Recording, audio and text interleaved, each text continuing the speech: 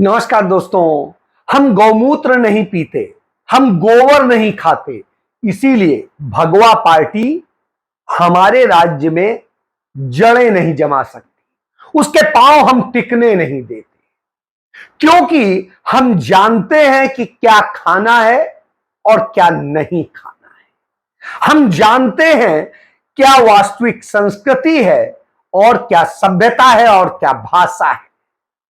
हम जानते हैं, इसीलिए हमारे यहां भगवा पार्टी नहीं कुछ कर सकती। और जब तक द्रविड़ संस्कृति है, भगवा पार्टी तमिलनाडु में कुछ नहीं कर सकेगी। जी हां, ये शब्द हैं ए राजा के, उन्हीं ए राजा के जिनको झूठे आरोप पे फंसाया गया था कि 2G स्कैम हो गया, और फिर अदालत ने उन्हें बरी किया और कहा ऐसा कोई स्कैम तो हुआ ही नहीं।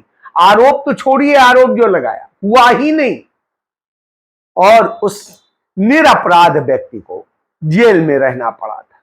बहरहाल, तो जब यह होता है तो वह इस चैलेंज तब करता है जब अमित शाह तमिलनाडु के मदुरै में जाकर के वहां के लोगों में द्रविड़ पार्टी को भ्रष्ट बताता है, उनके लोगों को भ्रष्ट बताता है। तो वहां के लोग यह जवाब दे देते हैं कि हम गोबर नहीं खाते। जब आप गाय से पूछिए तो गाय कहेगी मैं अपने बछड़े को गौमूत्र नहीं पिलाती, उसे अपना गोबर नहीं खिलाती, उसे अपना दूध पिलाती। तो फिर कौन गोबर खाता है और कौन गौमूत्र पीता है? जी हां, गौमूत्र पीने वाले और गोबर खाने वाले ही भगवा पार्टी को भाते हैं और उसको भगवा पार्टी भाती है।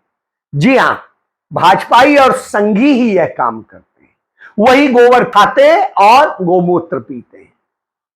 तो यह एक सत्य है, इसीलिए शायद दिमाग में वह गोबर वाला दिमाग है, और इसीलिए नरेंद्र मोदी उनके प्रधानमंत्री 11 साल से, उसके पहले 12 साल वो गुजरात के मुख्यमंत्री रहे। गोबर वहां पर बड़ा खाया पिया जाता है, गोमूत्र पिया जाता है। तो इससे आप समझिए यह सच्चाई है, और यह आपने देखा, परेश रावल ने बताया, और यही बात मोरारजी देसाई पे भी लागू होती है। मोरारजी देसाई अपना भी मूत्र पीते थे। तो यह एक सत्य है, उसी गुजरात से आता। अब आगे बढ़ता हूं।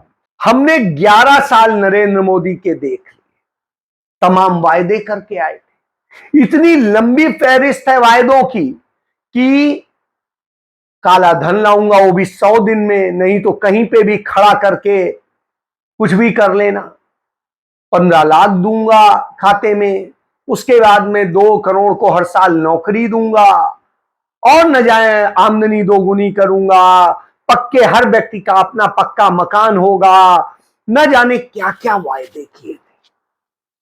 लेकिन जब वायदों की फहरिस्त देखो तो एक वायदा पूरा नहीं। 2, 4, 6, 10, 20 की बात नहीं कर रहे हैं, एक वायदा पूरा नहीं। न बुलेट ट्रेन आई, न आमदनी दोगुनी हुई, न किसान को कोई लाभ हुआ, न मजदूर को कोई लाभ हुआ, और न ही इस देश को कोई लाभ हुआ। न नारी सुरक्षित हुई, न सीमा सुरक्षित हुई। हालत यह है कि पिछले साल जब उन्होंने तीसरी बार प्रधानमंत्री पद की शपथ ली थी, उसी दिन रियासी ने 9 तीर्थयात्री मार डाले गए थे। पहली बार जम्मू में आतंकी हमला हुआ, 9 तीर्थयात्री मार डाले गए। और जब उनका 11 साल कंप्लीट होने को आ रहा है, हुआ है, तो आप सोचिए तब निर्दोष यात्री मार डाले जाते हैं। कहां? कश्मीर, जम्मू कश्मीर, बैसरन घाटी में, पहलगाम। हमले में 26 और इस बीच में सैकड़ों लोग मार डाले जाते हैं आतंकी हमलों में, 36 जवान शहीद और 53 जवान सैकड़ों हमारे सुरक्षा कर्मी मरते हैं, सैकड़ों दूसरे नागरिक मरते हैं। तो आप यह समझ लीजिए हमने यह खोया है, यह पाया है। हम असुरक्षित हो गए हैं। प्रधानमंत्री चरणों में गिर गया है, किसके? डोनाल्ड ट्रंप के। और पाकिस्तान थानेदार बन के, राजा बन के घूम रहा है, धमका भी रहा है। हम खामोश डरे बैठे। यह भारत बना दिया है, यह भारत बना दिया है कि देश के अंदर कोई सुरक्षित नहीं रह गया है। गौमूत्र, गौमांस और गोबर के चक्कर में हालत यह हुई है कि देश के अंदर गृह युद्ध जैसे हालात, चाहे मणिपुर हो, लगातार 2 साल से जल रहा है, और देश के तमाम हिस्सों में अल्पसंख्यकों के ऊपर मॉब लिंचिंग होती है, उन्हें मारा जाता है, उन पर हमले होते हैं। सिखों को खालिस्तानी बताएंगे और दूसरों को बौद्ध, जैन, उन सब की हत्याएं भी होंगी और उनके मठ मंदिरों पर कब्जे भी होंगे। यानी हर अपराध हो रहा है। और लड़कियों की स्थिति बहुत हुए, नारी पे वार अब की मोदी सरकार कहते थे। तो सबसे ज्यादा भारत के इतिहास में महिलाओं के प्रति अपराध नरेंद्र मोदी के शासनकाल में हो, बलात्कार नरेंद्र मोदी के शासनकाल में हो रहे हैं। देह व्यापार करने और कराने वाले, बलात्कार करने वाले सब भाजपाई हो रहे हैं। और हालत यह है कि सबसे ज्यादा महिलाओं की हत्याएं भी हो रही और दूसरे तरह से हो रहे। अपराध मुक्त की बात करते थे, आज सबसे ज्यादा भारत के इतिहास में अपराध नरेंद्र मोदी के शासनकाल में हो रहा था। आतंकवाद मुक्त की बात करते थे, सबसे ज्यादा आतंकी घटनाएं नरेंद्र मोदी के शासनकाल में हो रही, और सबसे ज्यादा लोग मारे जा रहे हैं, बड़े बड़े आतंकी हमले हो गए। अब यह सब जब हो गया हो तो सवाल उठता है, तो नरेंद्र मोदी पिछले 11 साल से कर क्या रहे? तो 11 साल से सिर्फ जुमले दे रहे हैं और आपको भविष्य के सपने दिखा रहे हैं। सपने बेचना आता है। अब 2047 का सपना बेचा जा रहा है। लेकिन भारत की स्थिति क्या है, इसको लेकर राहुल गांधी ने बड़ा अच्छा कहा कि भविष्य के सपने मत दिखाइए, वर्तमान देखिए। क्योंकि मुंबई में, थाने मुंबई के बीच में ट्रेन में लटक करके यात्रियों को यात्रा करनी पड़ रही है और उस चक्कर में 5 यात्री गिरकर मर गए और 1 दर्जन के करीब घायल है। यह हालत है। क्यों? क्योंकि जनरल डिब्बे कम कर दिए गए। जनरल डिब्बों के घटने से यात्रियों की भगदड़ मच रही है, रेलवे स्टेशनों पे भगदड़ मच रही है और लोग परेशान। यह हालत हो गई। लेकिन वहीं धनवान लोगों के लिए, जो पैसा खर्च कर सकते हैं, उन लोगों के लिए ट्रेन, जो ट्रेन आम आदमी की होती थी उसे खास की बना दिया गया और उनके लिए किया जा रहा है। प्रयागराज और गोरखपुर जाने वाली वंदे भारत ट्रेन के डिब्बे 8 से बढ़ाकर 16 कर दिए। लेकिन वहां जो डिब्बे 8 होते थे वो 3 कर दिए गए। अब आप समझ सकते हैं कि गरीब के डिब्बे घट जाएंगे और इनके डिब्बे बढ़ेंगे। इसी तरीके से इस देश के अंदर गरीबी, बेरोजगारी, भुखमरी सब कुछ आ गई है। और वह बुरी स्थिति में चुनाव आयोग के साथ मिल करके मैच फिक्सिंग करके चुनाव लूटे जा रहे हैं। चाहे लोकसभा का चुनाव हो, चाहे हरियाणा विधानसभा हो, चाहे महाराष्ट्र विधानसभा हो। राहुल गांधी ने इस पर सवाल पूछे, कोई जवाब नहीं है। चुनाव आयोग ने तो कोई जवाब नहीं दिया। भाजपाई बौखलाए जवाब दे रहे हैं। और जब राहुल गांधी ने फिर कह दिया कि यदि हिम्मत है तो चुनाव आयोग वह तारीख बताए कि कब वो हरियाणा और महाराष्ट्र का डेटा देगा जो उन्होंने मांगा है, जो उन्होंने सवाल किए, उन सवालों के जवाब वो कब देंगे। तो जब यह वो कहते हैं तो हाथ पांव फूल जाते हैं, क्योंकि असल में तो कुछ और है। और जब इस तरह की स्थितियां होती हैं, आतंकी घटनाएं लगातार होती हैं, लोग असुरक्षित होते हैं, तो सवाल तो करेंगे। देश की शिक्षा बर्बाद हो गई, देश के तमाम संसाधन बर्बाद हो गए, संवैधानिक संस्थाओं पर कब्जा हो गया और देश के विश्वविद्यालय संघ के विश्वविद्यालय बन गए, तमाम दूसरे इंस्टीट्यूट संघ के इंस्टीट्यूट बन गए। तो सवाल क्यों नहीं होगा? क्योंकि अन्याय करने के लिए जांच एजेंसियां भ्रष्टाचारियों को बचाने के लिए काम करती हैं, क्योंकि वो भ्रष्टाचारी दूसरे सारे दल छोड़ के नरेंद्र मोदी के साथ भाजपा में शामिल हो जाते हैं तो बच जाते हैं। उनको सुरक्षित किया जाता है, क्लीन चिट दी जाती है।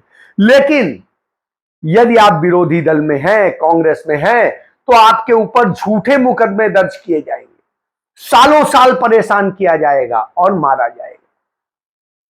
आप अल्पसंख्यक हैं तो आपको बगैर ट्रायल के सालों साल जेल में डाला जाएगा और आपके जीवन को बर्बाद किया जाएगा। जब यह सब खेल हो रहा हो तो निश्चित रूप से आएगा। तो इस पूरे नरेंद्र मोदी के शासनकाल में क्या हुआ है? असल में यही हुआ है कि देश को पूरा विघटित कर दिया गया है। मणिपुर जल रहा है लगातार 2 साल से और इसी तरह कश्मीर जलाया गया, इसी तरीके से देश के तमाम हिस्से जलाए गए। तो आप सोचिए, लिंचिंग भी होगी, मॉब लिंचिंग भी होगी और सब कुछ होगा, रेप होंगे, बलात्कार होंगे और सीमाएं न सुरक्षित होंगी, न सैनिक सुरक्षित होंगे, न लोग सुरक्षित होंगे। तो क्या दिया है आप? उसी का लाभ उठाकर, डराकर सत्ता स्थापित की और झूठे वायदे, नारी वंदन। तो नारी वंदन तो कब आप वो लागू करेंगे? कहेंगे जब जनगणना हो जाएगी। तो जनगणना कब होगी? होगी, अब जल्दी ही होगी। और जब होगी कहते हैं उसके बाद फिर सर्वे होगा, फिर लागू होगा। तो यानी झूठ का पुलिंदा है। फिर कहेंगे, जेपी नड्डा जो भाजपा के भगवा पार्टी के अध्यक्ष हैं, वो कहेंगे कि हमने तो नारियों को यह कर दिया कि पायलट से लेके सेना में कमीशन तक देने लगे। तब आएगा, आपने नहीं दिया है। वो लड़कियां सुप्रीम कोर्ट गई थी और सुप्रीम कोर्ट ने आदेश दिया, 1 बार दिया, 2 बार दिया, तीसरी बार आपको फटकारा और कहा हम कंटेम्प्ट करेंगे, तब आपने दिया है। यानी सिर्फ आप झूठ बोलते हैं और झूठ की सरकार झूठी जनता पार्टी है, जो भगवा पार्टी है। यही सत्य है। तो गोबर पट्टी आपको मुबारक, लेकिन सच्चाई यह है कि आप उसी गोबर और गौमूत्र के सहारे जीवित हैं, बाकी आपके पास कुछ नहीं। तो आपने दुनिया में भारत को लजवा दिया है, बेइज्जत कराया है। और जब दुनिया में बेइज्जत कराया तो फिर ये प्रधानमंत्री है या क्या है, ये सवाल तो उठेगा। तो वही सवाल खड़ा है और वही सवाल राहुल गांधी बार बार कर रहे हैं। तो वो दुश्मन लगते हैं और जवाब नहीं दे पाते। तो यह एक सत्य है, क्योंकि न ज्ञान है, न काम करने की क्षमता और न करने का तरीका आता है। तो आता क्या है? आता है भ्रष्टाचार। और भ्रष्टाचार इस तरह से किया जाता है, ऑर्गेनाइज किया जाता है कि इतिहास रच जाता है। इतना भ्रष्टाचार कभी नहीं हुआ जितना सिर्फ नरेंद्र मोदी के शासनकाल में हुआ। यानी 1947 से लेकर 2014 तक भ्रष्टाचार के जितने आरोप लगे, उससे 100 गुना ज्यादा भ्रष्टाचार नरेंद्र मोदी के शासनकाल में हो गया। लेकिन न कोई कार्रवाई होगी, न कोई जांच होगी, न कोई इस्तीफा होगा। यही नरेंद्र मोदी की सरकार का सच है, यही 11 साल का सच है।